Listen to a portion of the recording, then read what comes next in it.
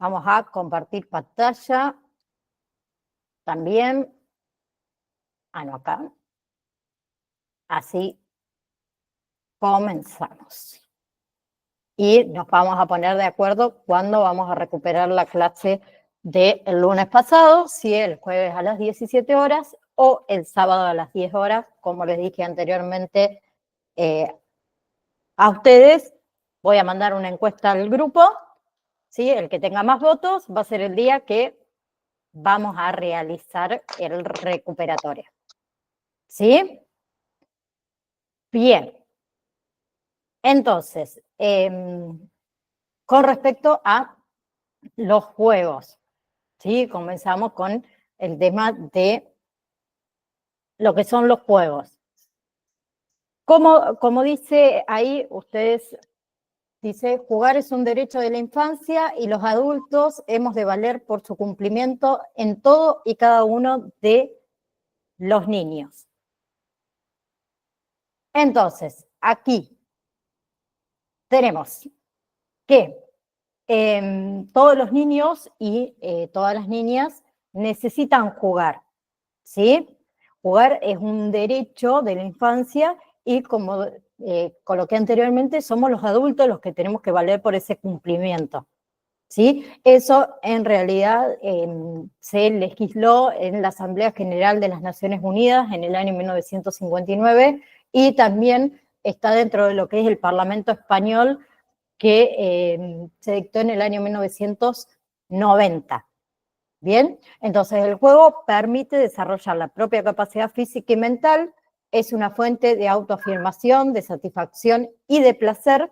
Jugar significa que ser activo, ¿sí? Y prepararse para la vida adulta, y sin duda una carencia muy importante del juego en la infancia va a ocasionar un desarrollo que incorrecto y también el incumplimiento de la personalidad de ese niño.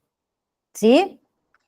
Bien, entonces, que la sociedad disponga de productos de consumo accesible para todos, beneficia ¿a qué? A la persona con discapacidad, primero que nada, ¿sí? Y a la sociedad en general. ¿Por qué? Porque facilita que las personas con o sin discapacidad puedan compartir momentos de ocio, y a eso lo llamamos como inclusión.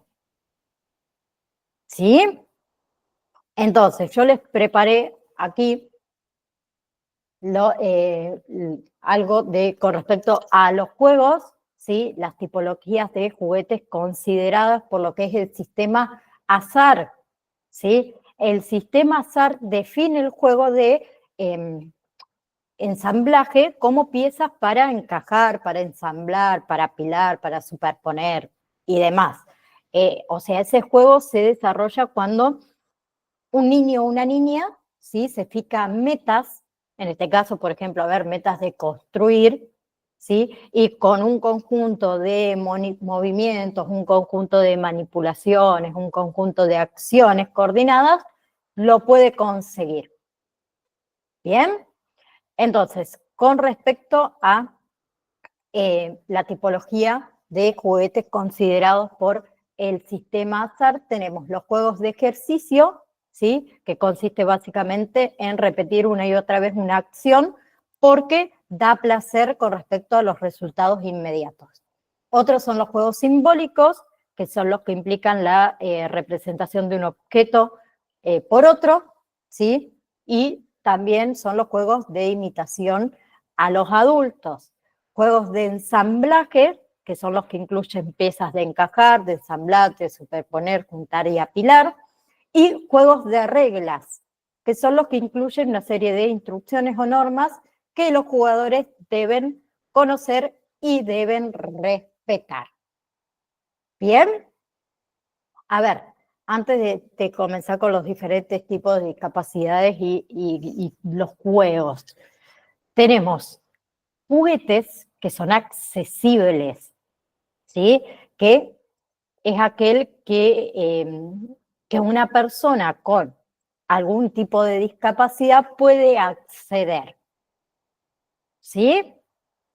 Bien, tenemos los juguetes, por ejemplo, adecuados, ¿sí? Que pueden ser utilizados por ahí por personas con algún tipo de discapacidad y que se comercializa, ¿sí? Bien, y después tenemos lo que son los juguetes o juegos adaptables, ¿bien? Que para poder utilizarlo, digamos, por una persona con algún tipo de discapacidad, por ahí necesita alguna adaptación, ¿sí? Entonces, comenzando por diferentes tipos de discapacidades, tenemos la discapacidad motora, que implica todo lo que son trastornos óseos, musculares, que llevan a dificultades con respecto a la movilidad, discapacidad visual, ¿sí? Que incluye diversos problemas que conducen a distintos grados de discapacidad, ¿sí? Desde lo que es la disminución hasta la ausencia total de la visión. Discapacidad auditiva, ¿sí? Comprende la hipoacusia leve hasta lo que es la sordera. Discapacidad intelectual, que es, comprende lo que es la inteligencia y la capacidad para desenvolverse por debajo del nivel promedio, ¿sí? Que se manifiesta antes de los 18 meses, perdón, sí, 18 años, no meses, perdón, 18 años. Ay, que toqué, ahí está. Bien, comenzando entonces por discapacidad auditiva, ¿sí? Tenemos acá los juegos reglados, que van a ser los menos accesibles. ¿Por qué? Porque muchas veces se requiere de la comunicación, del lenguaje, ¿sí? Bien, entonces tienen dificultad para desarrollar el mismo nivel cognitivo, ¿sí? Por ahí lo desarrollan, pero de una manera mucho más lenta, ¿sí? El nivel de coordinación también es menor y por ahí pueden tener dificultades para sustituir objetos. ¿Bien? Entonces, con respecto a lo que son las características, tienen una estructura de su realidad de forma diferente y también ellos evolucionan diferente con respecto al juego y al lenguaje. Entonces, cuando hablamos de los juegos con respecto a la discapacidad auditiva, ahí podemos tener consejos, que es lo que yo le dije en la clase pasada, consejos para uno a la hora de seleccionar un juego o un juguete y sugerencias para adaptarlos, ¿sí? Entonces, los consejos para la selección, ¿sí? Que los juguetes deben tener, por ejemplo, lo que es el control de volumen, ¿sí? O la salida para colocar audios, ¿sí? Tener también otros efectos perceptibles como luces, imágenes, vibraciones y evitar lo que es el acoplamiento, ¿sí? Porque también a los niños, en este caso, que tienen restos auditivos, el acoplamiento les hace muy mal, ¿sí? Entonces, con respecto a las sugerencias para lo que es la adaptación de un juguete, ¿sí? Puede ser esto de usar auriculares, ¿sí? Colocarle efectos perceptibles a esos juegos, traducir todo lo que son los mensajes orales a mensajes escritos para que les sea mucho más fácil, ¿sí?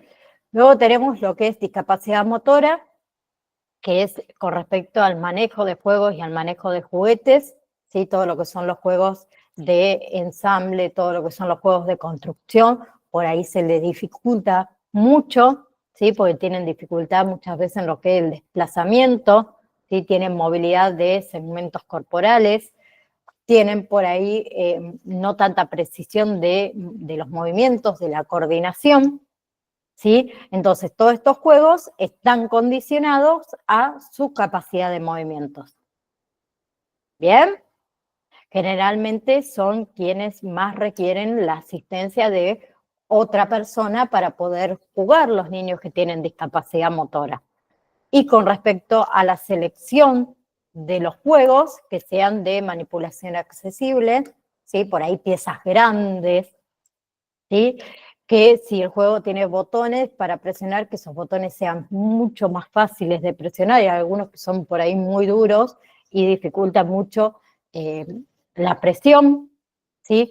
Que las piezas de encajar sean fáciles de encajar. Por ejemplo, tenemos los rafting que sabemos que son así pequeñitos, que son re difíciles de encastrar, pero también vienen juegos de encastrar que son muy grandes, que yo ya no tengo ninguno, creo que le regalé todo a mi sobrina, donde son grandes que lo pueden encastrar más fácilmente.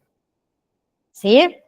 O Y después, rompecabezas grandes, profe, también. sí, Con también. material bien resistente para que ellos, aunque les caiga agua, puedan armarlos. Perdón que le Sí. interrumpa. No, pero está bien, Janet, sí, totalmente.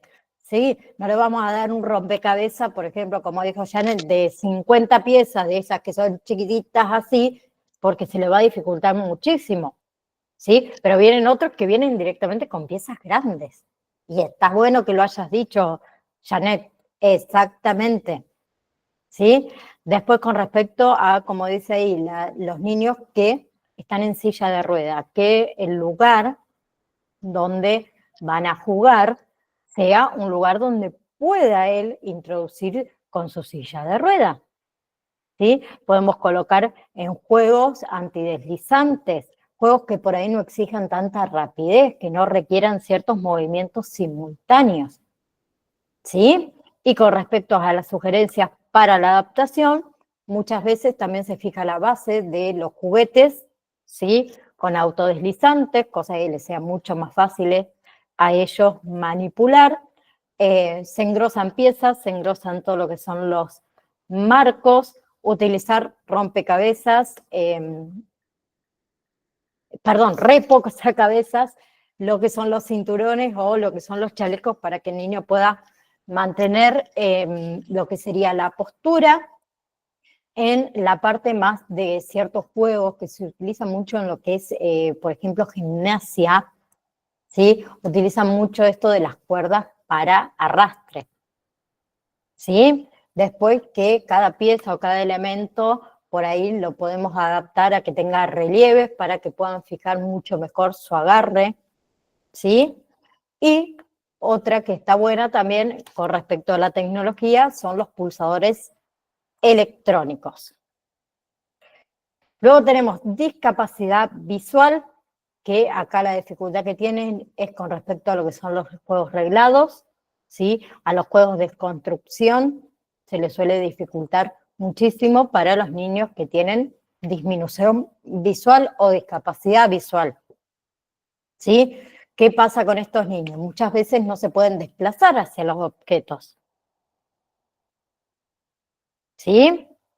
Ellos muchas veces juegan directamente a juegos que sean simples, juegos que sean repetitivos, por ahí tienen un poquito de falta de imaginación, ¿sí? Poco interés por los objetos, dificultades para comprender las nociones espaciales, los juegos simbólicos, muchas veces ellos también dependen de un adulto, ¿sí? Entonces, ellos tienen la necesidad de adquirir funciones a su propio ritmo.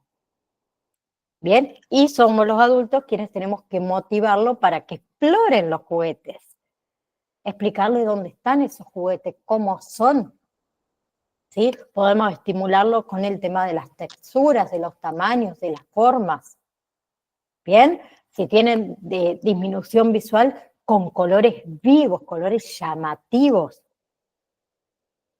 ¿sí?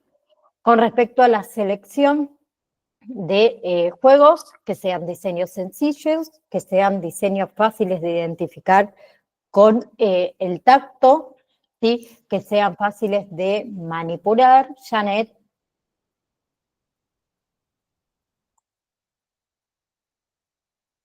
¿no? Que tengan por ahí efectos sonoros, que tengan distintas texturas, como les dije antes, los colores vivos, los colores contrastantes, ¿sí? Que sean compactos, ¿sí? Que no se puedan esto de desarmar o desmontar con facilidad. Y con respecto a las adaptaciones, ¿sí? Si el juego o el juguete tiene instrucciones, ¿sí? Lo podemos traducir al braille o directamente hacer una grabación de voz o directamente nosotros contarles cuáles son esos textos, cuáles son esas instrucciones, incorporar sonidos, incorporar texturas, ¿sí? Que sustituyan lo que es el estímulo visual. Con respecto a los juegos de mesa, colocarle relieve, ¿sí? Colocarle también esto de un sistema de sujetación, como habíamos dicho anteriormente, y con respecto a los juegos simbólicos, pegar las piezas para evitar que esas piezas se desmonten. Con respecto a la discapacidad intelectual, ¿sí? Las indicaciones de las edades de los juegos solo son orientativas. Muchas veces ustedes van a comprar un juego y dicen para más de 3 años, para mayores de 10 años. ¿Sí? La niña o el niño puede tener 12, 13 años y estar jugando con un juego que dice que es para niños de 3 años. ¿Y qué tiene que ver? Si al chico le divierte, le gusta y es lo que le encanta. ¿Sí? Y lo entiende. En realidad, los juegos deben ser elegidos en función, como dice ahí, de los gustos, de los intereses, de las características y las posibilidades de cada niño, por más edad cronológica que tenga.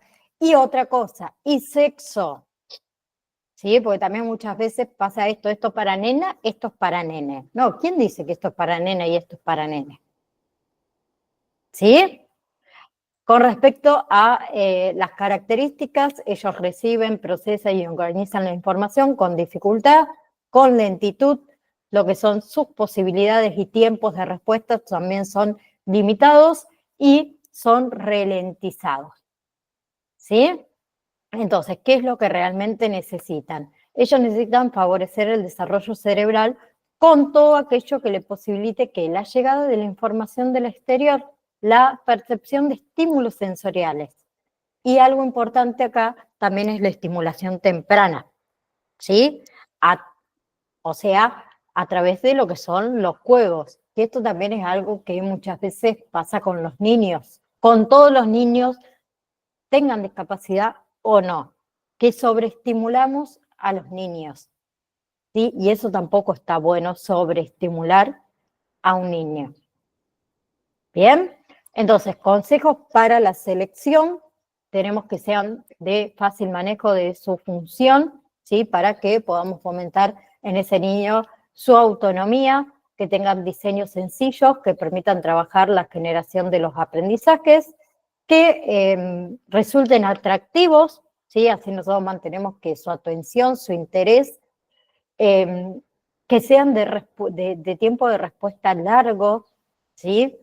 Que no requieran altos niveles por ahí de razonamiento, de concentración, y si son de reglas, que tengan la posibilidad esto de adaptar esas reglas, ¿sí? Por ahí podemos reducir el número de reglas, podemos reducir la complejidad de esas reglas. Pasa, por ejemplo, a ver con el juego de la oca. ¿Sí? El juego de la oca, cada uno de nosotros lo jugamos de diferentes maneras. ¿Sí? Y el juego de la oca, vamos a suponer, estamos jugando con un niño de 3 años, inventamos mayormente nosotros las reglas. ¿Sí? Cuando el niño crece, ahí sí podemos leer realmente cómo son las reglas y jugarlo como corresponde. ¿Bien? ¿Vamos hasta ahí? Sí, profe. Bien. Me faltó una parte. No, está bien. La selección de los juegos intelectuales. Está bien. Bien. Entonces, el acompañante terapéutico, ¿sí? Tiene una función, habíamos dicho, de bisagra entre lo que es el niño, lo que es el adolescente, lo que es la escuela, lo que es el equipo terapéutico, lo que es la familia, porque trabajamos todo en conjunto, ¿no? ¿Sí? Y debemos que habilitar la comunicación entre esas partes. Bien, porque siempre acuérdense que estamos velando por el bienestar del acompañado. ¿Sí? Bien, entonces, para que trabajar, digamos, en el ámbito escolar, es necesario también que agudizar muchísimo la atención respecto a posibles situaciones, por ejemplo, como son las situaciones de bullying, ¿sí? Y cómo intervienen esas cuando uno esté involucrado. Hablamos de los docentes, hablamos de los directivos, hablamos de la familia y en este caso podemos también hablar del acompañante terapéutico, ¿no? ¿Sí? Entonces, ¿quién me puede decir qué es para ustedes el bullying? ¿Qué es el bullying? Chi, chi, chi, chi. Es hace sentir a la otra persona mal, o sea, con dichos, reírse de cómo visto, cómo va peinada, o todas cosas así, profe. Sí, sí. ¿Alguien tiene algún otro concepto de lo que es el bullying? Acoso y hostigamiento escolar. Bien. Mariela dice, son Sí. agresiones verbales o físicas hacia las personas. ¿A quién interrumpí? Yo dije, iba a decir escolar porque incluye hasta las universidades. En las universidades también existe el bullying. En las universidades, en el trabajo, en cualquier ámbito podría decir yo, Janet. ¿Sí? Acá obviamente estamos hablando de la escuela, pero sabemos que el bullying existe en todos lados. ¿Sí? Entonces, ¿qué es el bullying? Es una convención táctica para hacer el vacío a alguien de forma rotunda y de forma severa. ¿Sí? Son conductas en realidad reiteradas, pueden ser de agresión física recurrente, de insultos, de humillaciones públicas, de tareas forzadas, de rechazos explícitos y demás. Acá estamos hablando dentro del bullying que se aplica dentro del ámbito escolar, ¿no? ¿Sí? Son conductas que tienen que ver, digamos, con la intimidación, ¿sí? Con la tiranía, con el aislamiento, con las amenazas, ¿sí? Con los insultos, ¿sí? Situaciones en las que un alumno es agredido o se convierte en víctima cuando está expuesto de forma reiterada a acciones negativas que llevan a cabo otros alumnos o otro alumno en específico, ¿sí? Entonces, el bullying tiene características. Para que haya bullying debe existir tres cosas principales. Una víctima, ¿sí? Una desigualdad de poder y una acción agresiva repetida. Bien, muchas veces la víctima suele ser un solo alumno, ¿sí? Y la intimidación puede ejercerse en solitario o en grupo. ¿Vamos? Entonces, tenemos diferentes tipos de bullying. ¿Sí? Tenemos, por ejemplo, el bullying físico, hablamos de empujones, de patadas, de agresiones por ahí con objetos, ¿sí? Que esa es la más frecuente en lo que es la primaria, las agresiones con objetos, te tiro la goma, te rompo esto, te hago desaparecer el lápiz, ¿sí? Después tenemos el bullying verbal, insultos, ¿sí? Resaltar por ahí un defecto físico de la otra persona, menospreciarlo, quitarle la merienda, ahí tenemos otra de bullying físico, bien. Después tenemos el bullying psicológico, ¿sí? Que detonan, digamos, la autoestima del individuo, ¿sí? Fomentan todo lo que es la inseguridad, todo lo que es el temor. Y el otro es el bullying social, ¿sí? Que sería ubicar aisladamente a ese individuo respecto del grupo, ¿sí? Dejarlo con un mal estatus, hacer partícipe también eh, a otros individuos, que ya sería bullying indirecto, ¿sí? Entonces, a ver, existen formas de acoso escolar, la directa y la indirecta. Vamos a hacer una diferencia. El bullying directo ¿sí? Es el que se refiere a, ¿qué? A comportamientos agresivos que van dirigidos directamente a la víctima, ¿sí? Donde es evidente quién o quiénes son los victimarios, ¿sí? Y después tenemos el bullying indirecto, que hace referencia a, ¿qué? A la manipulación que se genera hacia lo que es el hostigamiento sin conocer al responsable de la agresión, ¿sí? Bien, entonces, a pesar de que el bullying se caracteriza por acoso, por intimidación, por hostigar, en realidad se puede reconocer dentro del bullying, ¿sí? A algunos tipos, ¿sí? Que se clasifican en realidad dependiendo de la actuación del victimario, ¿sí? Y algo que también es muy común, que el agresor emplea en realidad varios diferentes tipos de bullying a la vez. ¿Para qué? Para maximizar el temor en la víctima, ¿sí? El objetivo que tiene es que esa víctima esté totalmente vulnerable, ¿sí? Entonces tenemos el bullying psicológico, que es el más común, ¿sí? Y puede considerarse presente en todos los tipos de acoso escolar, el bullying psicológico, ¿sí? Que se encarga de ¿qué?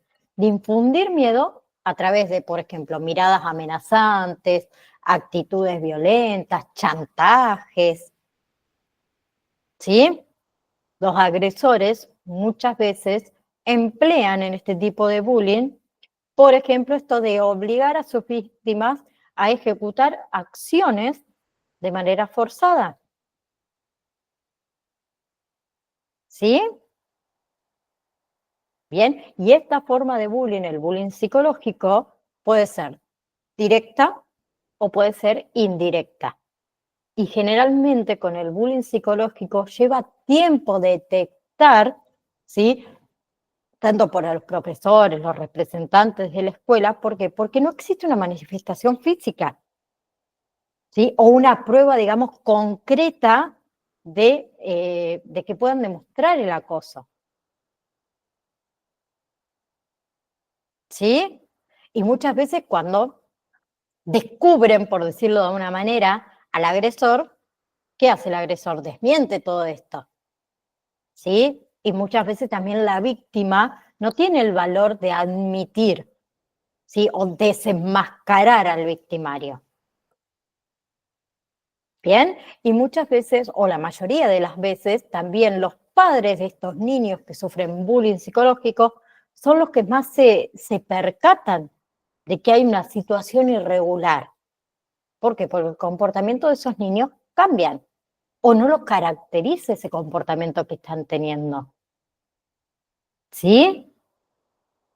Bien, por ejemplo, a ver, un niño que tiene un comportamiento o se identifica por ser una persona muy tranquila, ¿sí? Y de repente a uno como padre lo citan desde la escuela diciendo de que su hijo ha cometido algún acto indebido, ¿sí?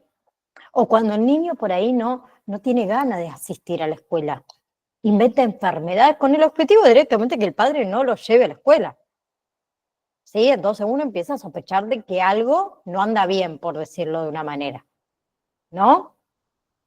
Luego tenemos lo que es el bullying verbal, ¿sí?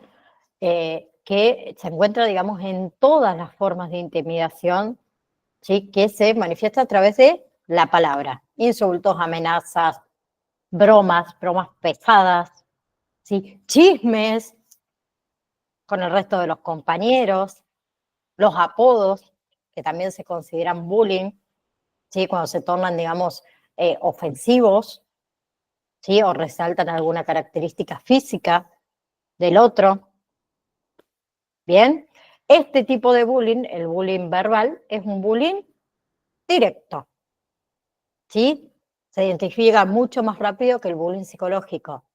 ¿Por qué? Porque la víctima empieza ¿qué? A manifestar toda su frustración a través del llanto, ¿sí? Y ese llanto muchas veces no puede ser controlado delante de los padres, ¿sí? Generalmente por ahí también se empiezan a complejar por ejemplo, de la forma de su cuerpo, del tono de voz, de la manera en que se visten, intentan modificar, digamos, sus gustos, ¿sí?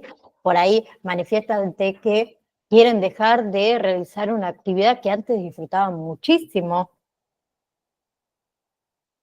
¿sí? ¿Qué busca muchas veces? O algo bien característico del acoso verbal, que la víctima busca cambiar aquello por lo que los demás niños se meten con él. ¿Sí? Por ejemplo, no sé, el peinado. ¿Sí? Bien. O por ejemplo, el niño que usa lentes. Algo También, bien. Sí. perdón, profe, también en algunos lugares familiares, donde hay grupitos de primos que toman la cosa, la prensa, el seco, el corte de pelo, que se enseñó. O sea, no solamente en ámbito el familiar también. Sí. Sí, acá estamos hablando directamente de la parte escolar, pero en la familia hay muchísimo bullying. Muchísimo bullying. Y son los padres muchas veces los que hacen bullying a los hijos. ¿Sí? Pero, por ejemplo, algo bien característico o un ejemplo muy bien dado de lo que es el bullying verbal. Un niño le decía que usa lentes. ¿Sí? Ay, mira, ahí está, ahí va el cuatro ojos. Ahí lo tenemos. ¿Sí? Después teníamos el bullying físico, que es el más evidente. ¿Sí? Cualquier forma de agresión corporal. Los más comunes, empujones, golpes, patadas, ¿sí? Lanzamiento de objetos, encierro, daño de las pertenencias de ese niño, ¿sí? Y a medida que ese individuo va creciendo, es común que los ataques se vuelvan cada vez más violentos, cada vez más peligrosos, ¿sí? ¿Y qué pasa con la víctima de acoso físico? Les cuesta reconocer esa situación, ¿sí? ¿Por qué? Porque temen que al que le cuenten, ¿sí? También lo tome como que es alguien débil, que lo puede humillar también, especialmente las personas del núcleo familiar, como dijo Janet, ¿sí? Por eso es muy común que por ahí mientan, ¿sí? Que digan que lo que el moretón que tienen fue por un accidente, me choqué algo, ¿sí? Elaboran historias de cómo ocurrió esa lesión, ¿sí? Pero ¿qué pasa? Si los golpes se vuelven reiterativos, hay existencia sí o sí de bullying. Ahí se hace evidente, ¿sí? Azucena, Hola, ¿me escucha? sí, te escuchamos.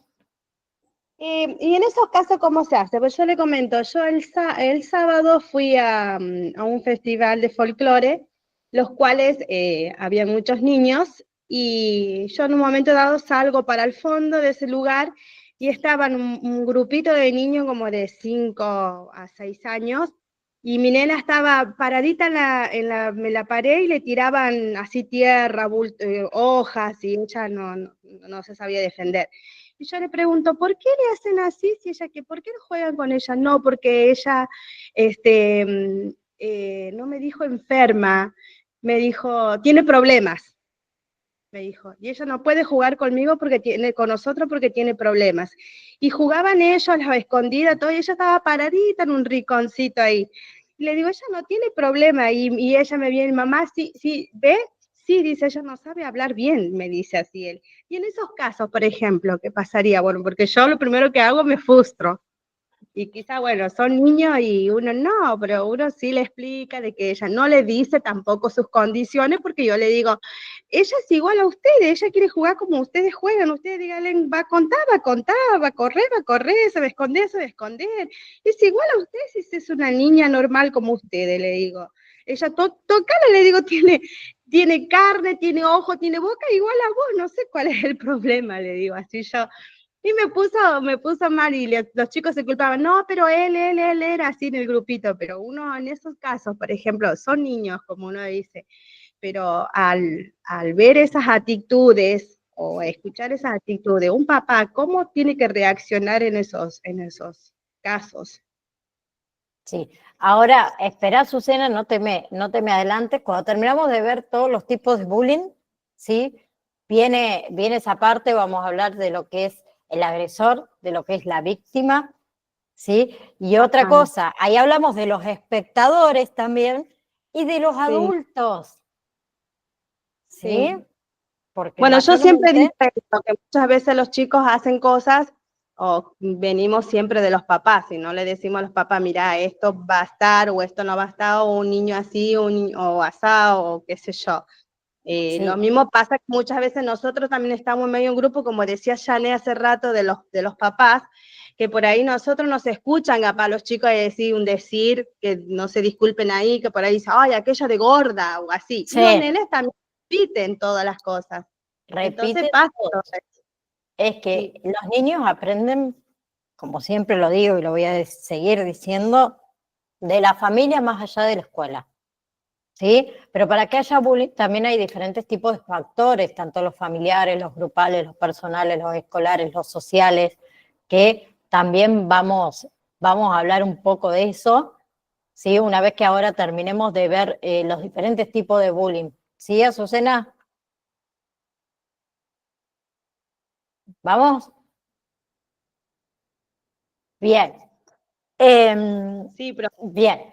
El otro bullying es bullying social, ¿sí? Que es un tipo también de acoso escolar, cuando se le niega constantemente a un niño, en este caso, integrarse a un grupo, ¿sí? Lo aíslan, lo excluyen de la vida social, ¿sí? Donde, digamos, en este tipo de bullying, los victimarios ignoran a la víctima, no le dan espacio, ¿sí? Ni dentro del aula, ni fuera del aula. ¿Sí? Muchas veces también crean esto de la mala reputación para que otros niños no jueguen con ese niño o esa niña, ¿sí? Que lo excluyan del grupo de trabajo. ¿Bien? Bien. Entonces, evitar a una persona o incitar a otros para que lo excluyan es una forma de bullying, ¿sí? Pero eso no debe confundirse con el hecho de que existan discrepancias, digamos, entre compañeros, ¿sí? Y las diferentes opiniones entre algunas personas, ¿sí? Que no logren congeniar, porque yo puedo no congeniar con alguno de ustedes, ¿sí? Pero no significa que ni el otro ni yo le esté haciendo bullying, ¿sí? Por ejemplo, ¿quién no tiene un amigo, una amiga, vamos a suponer? Que ese amigo tiene un amigo o una amiga, ¿sí? Y quiere que los tres seamos amigos, pero a mí no me cae el amigo de mi amigo y no congenio con el amigo de mi amigo, ¿se entiende? Pero no es que le hago bullying, simplemente no congenio y no me gusta su forma de ser y no me gusta ver su círculo en el que se rodean y no me quiero juntar con él. Muy simple, muy fácil. Y eso no significa que yo le esté haciendo bullying, sino que no congenio, no encajo, no me siento cómoda, entonces más vale, soy yo la que me aíslo. ¿Sí? Porque muchas veces también eso se suele confundir, ¿sí? A ver, evitar a una persona o incitar a otros a que la excluyan, ahí sí hablamos de una forma de bullying. Si yo le digo a mi amigo, che, vos no te tenés que juntar con este, que supuestamente es tu amigo, porque, y empiezo a difamarlo y demás para que mi amigo no sea más amigo de su amigo, porque a mí no me cae bien, simplemente por eso. Ahí sí podemos hablar de bullying, ¿sí? Pero este tipo de acoso es directo, se identifica rápido, ¿sí? Porque los maestros mayormente observan que al momento, por ejemplo, de formar equipos, ¿sí? O grupos para hacer alguna actividad, los niños que están, digamos, sometidos a bullying no consiguen un grupo, ¿sí? No consiguen un grupo que quiere incluirlo. ¿Bien? Bien, a la hora del recreo, mayormente también se encuentran retirados del resto de los alumnos. Y también es fácil para los padres recibir o percibir, mejor dicho, esta situación. ¿Sí? Porque el niño, por ejemplo, no comenta lo que hizo en la escuela. Sí, nunca se refiere a sus compañeros, no nombra a nadie como un amigo. ¿Sí? Mayormente los niños, ¿qué hacen? No, hoy quiero invitar a casa, todo el tiempo, ¿viste? Ellos quieren invitar a casa porque me aburro, algún compañerito, o quiero ir a jugar, y demás. O en la escuela hice tal y tal cosa con tal compañerito. ¿Sí? Y el bullying, este tipo de bullying, de la exclusión, digamos, social, suele generarse en colectivo.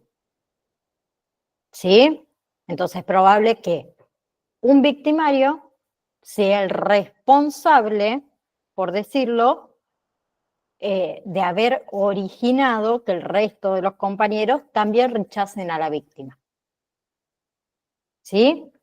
Me quedó, no sé si Azucena y Janet tienen las dos las manos levantadas, no sé si querían decir algo. Voy yo, Susana, ¿me dejas?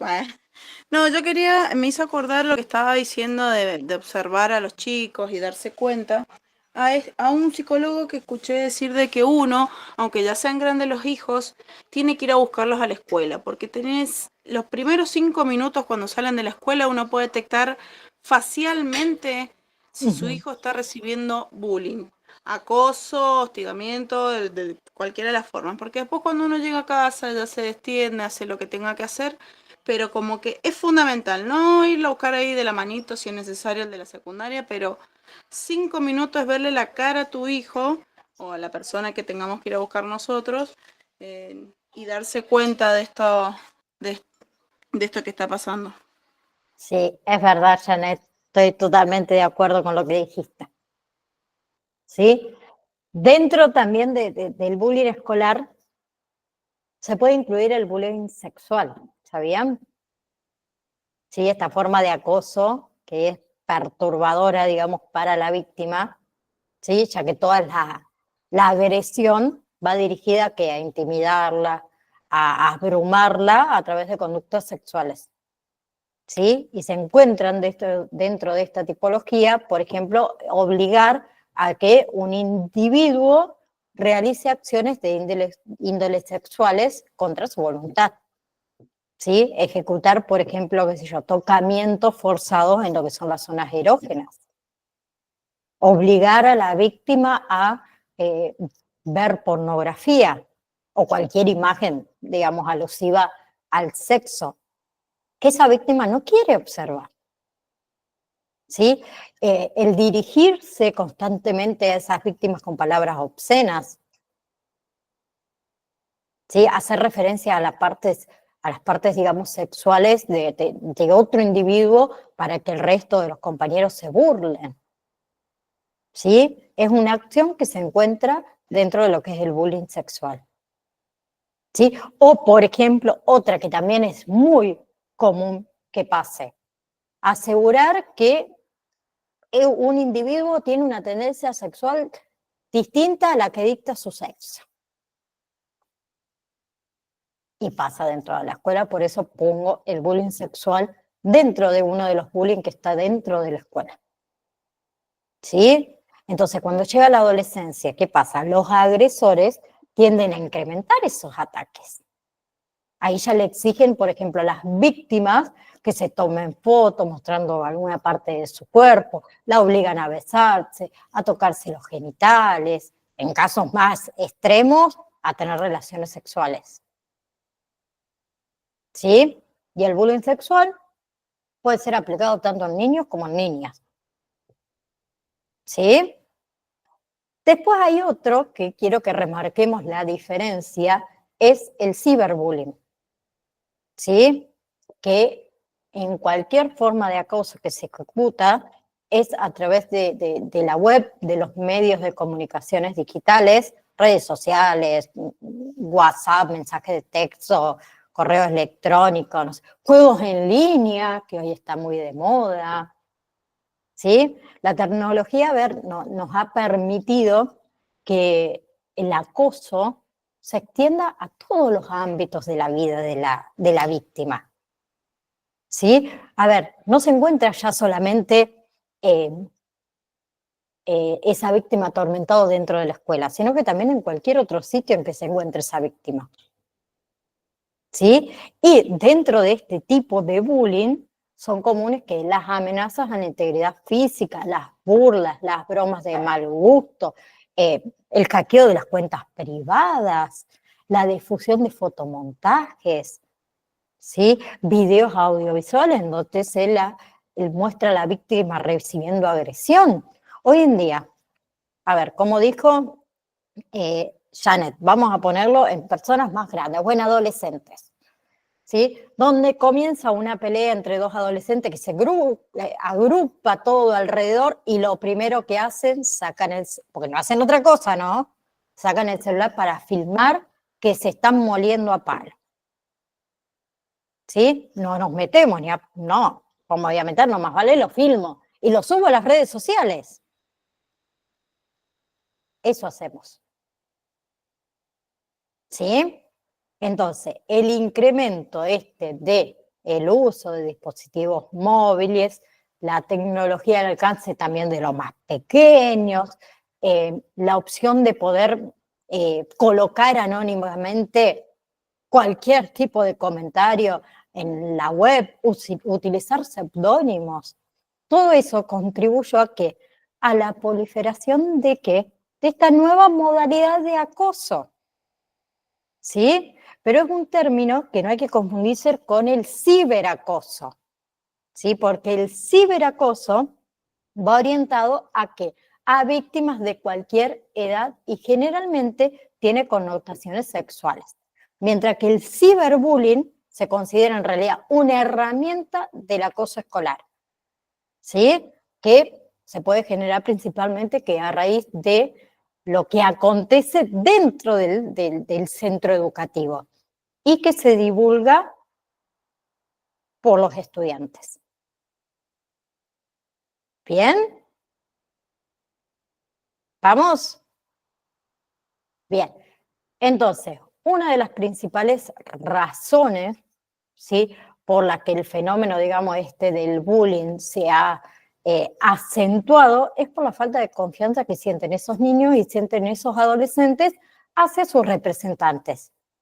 ¿Por qué? Porque ellos muchas veces consideran que los adultos no van a comprender su situación, ¿sí?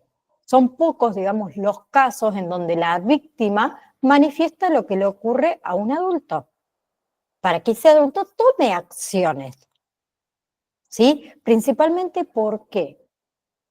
Porque le tienen miedo al victimario. Ese miedo es tan grande, ¿sí?, que creen que si le cuentan a un adulto y ese adulto toma alguna acción, se puede agudizar, digamos, esas agresiones. ¿Sí? Pero ¿qué pasa con el victimario? Perdón, con la víctima, no con el victimario. Con la víctima, tras el acoso, el hostigamiento, ¿sí? Todos estos episodios. También pasan por episodios de estrés, de ansiedad, de depresión, que deben ser tratados por un psicólogo, ¿sí? O por un... Profe, disculpe, Sí. justamente estaba por decir que llegan a un estado de depresión y bueno, lo pasé con mi hijo y sé lo que se vive. Sí. Es horrible, ¿sí? Es muy feo.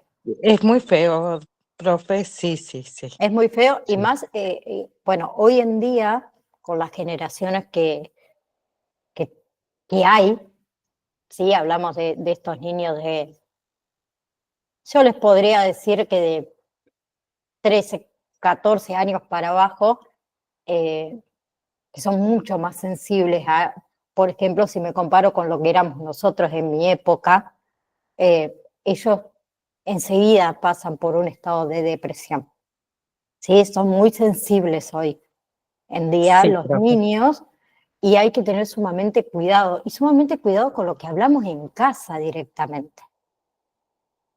¿Sí? Mi hijo entró a los 12 años en su primer estado depresivo.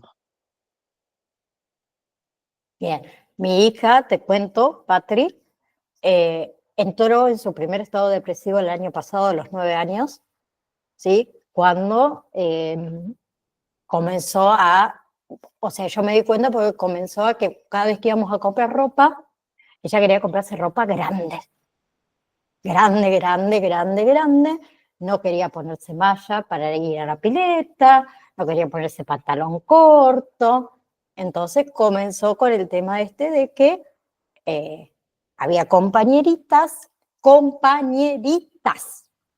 ¿sí? Mujeres que le decían de que era gorda, de que esto no le quedaba bien, de que esto... Y fue horrible. Sí, yo la tuve todo el verano del año pasado, prácticamente estuvo encerrada en mi casa. No quiso salir a ningún lado.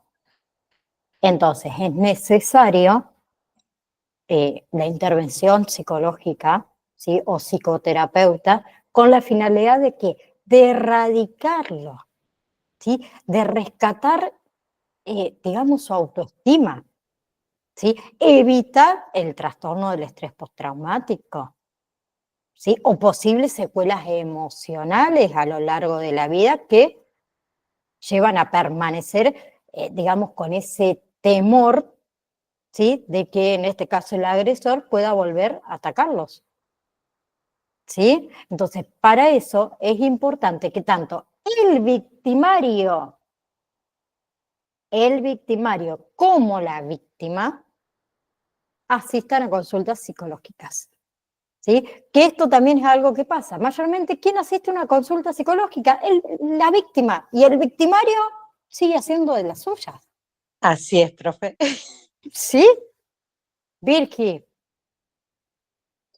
Sí, mira, a mí me pasó con mi nene, con el más chico, yo tengo dos, tenía 7 años y un compañero de él vino a mi casa a jugar.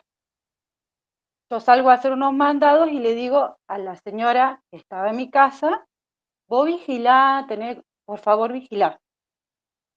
Yo llego y el chico ya se había ido. Y mi marido a los gritos desde la pieza me dice, por favor, vení urgente. Sí. Franco lloraba.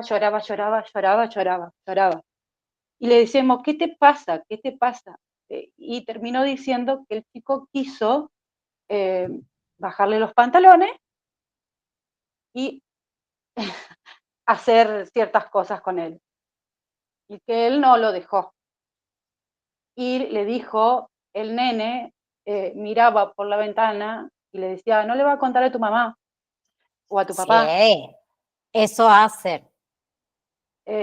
Bueno, yo horrorizada porque la verdad que nunca me había pasado una cosa así y era tan horrible que no sabía qué hacer. Consulté, consulté también en la escuela porque el nene, o sea, era un compañero de la escuela. Claro. O sea, no solamente podía pasar en mi casa, sino en la escuela también. Que hay menos control que en tu casa, Virgi. Claro. ¿Y sabes lo que me dijeron en la escuela? Que ellos no podían hacer nada porque las cosas pasaron en mi casa. Digo, pero yo te estoy diciendo que este chico, evidentemente, algo o le hacen, o vio, o le digo, algo, le digo, no es normal que un chico de 7 años te pida hacer semejante cosa. Le digo, y hablé con la mamá también, porque me fui a la casa, me senté, hablé con la mamá y era como que yo le dije que fui a comprar una bolsa de papa. Claro. No, no, pero sí, le digo. O sea, mi hijo no me va a mentir en una cuestión como esa. Yo lo conozco, sé, y él comunica todo con nosotros. Los dos siempre fueron de comunicar mucho, de hablar mucho con nosotros, nos cuentan todo. Entonces fui a psicóloga, psiquiatra, y todos coincidían en lo mismo, que me fije mucho en Franco, o sea, y en el día, en su día a día, cómo se comportaba, si cambiaba de actitud, si soñaba, si me dijo, si no, bueno, es que él lo tomó como una cuestión, bueno, que pasó, que gracias a Dios no pasó mayor, que él se supo defender, Sí, pero fue una situación totalmente horrible. gracias Virgi por contarlo. Sé que no es fácil contar esto, pero pasa eso, chicas y chicos, muchas veces quien termina recibiendo apoyo hablamos de este apoyo psicológico, de terapia cognitivo-conductual, de psicoterapia y demás, es la víctima. Y el victimario, ahí está, se me había ido la palabra, y el victimario también tiene que recibir apoyo. ¿Sí? ¿Por qué? Porque si no, ¿quién aprende? ¿La víctima? Sí, le levantamos la autoestima, todo lo que ustedes quieran. Pero el que hace el bullying lo sigue haciendo. Y si no lo puede hacer más conmigo, porque yo ya superé un montón de cosas y estoy con otra autoestima y veo las cosas de diferentes maneras y me enseñaron a cómo reaccionar, lo hace con otro. Y sigue así, viendo más víctimas, más víctimas, más víctimas. ¿Sí? Entonces, próxima clase, seguimos con,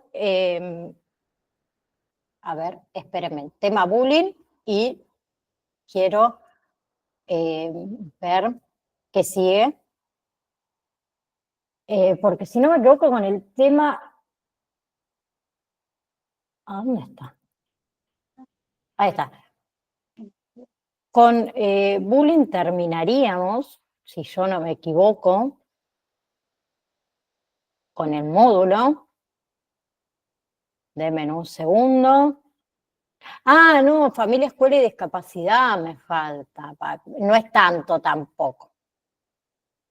No, me falta eso para después sí comenzar con el tema de vejez.